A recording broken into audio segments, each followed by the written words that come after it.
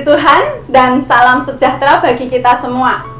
Bersyukur kepada Tuhan, saat ini kita akan kembali sama-sama belajar merenungkan firman Tuhan. Firman Tuhan saya ambil dari Matius 7 ayat yang pertama.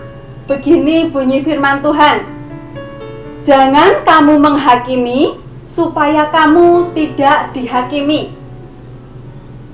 Bapak, Ibu, Saudara yang dikasihi oleh Tuhan, saya pernah membaca sebuah tulisan seperti ini. Banyak orang berambisi ingin mengubah dunia. Banyak orang berambisi ingin mengubah hidup orang lain.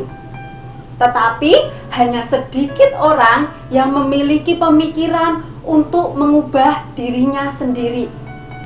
Dari kalimat tersebut saya diingatkan bahwa seringkali kita menuntut orang lain untuk hidup sempurna. Sehingga ketika kita melihat orang lain melakukan kesalahan, dengan begitu mudah kita mengkritisi mereka. Dengan begitu mudah kita menghakimi mereka. Dan kalau untuk diri kita sendiri, seringkali kita memberikan banyak kelonggaran.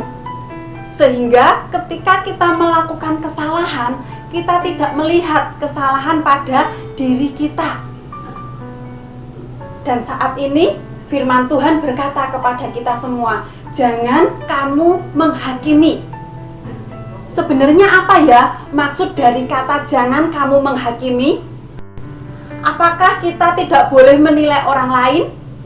Atau apakah kita tidak boleh peduli terhadap urusan orang lain? Yang dimaksud jangan kamu menghakimi bukanlah seperti itu. Ada firman Tuhan yang berkata, jangan kamu menghakimi menurut apa yang nampak, tetapi hakimilah dengan adil. Dengan kata lain, kalau kita bisa menghakimi dengan adil, boleh. Tetapi kalau kita hakimi dengan tidak adil, itu yang dilarang. Itu yang tidak diperbolehkan. Lalu apa sih maksudnya menghakimi dengan tidak adil? Maksudnya adalah yang pertama, menghakimi dengan ukuran yang tidak jelas. Contohnya seperti ini, ketika kita melakukan kesalahan, ketika kita melakukan dosa, kita memberi banyak kelonggaran, kita maklum dengan dosa-dosa dan kesalahan kita, kita toleransi dengan kesalahan kita. Tetapi ketika kita melihat orang lain melakukan kesalahan yang sama, kita tidak toleransi dengan kesalahan orang lain. Kita cenderung ingin menghukum orang tersebut.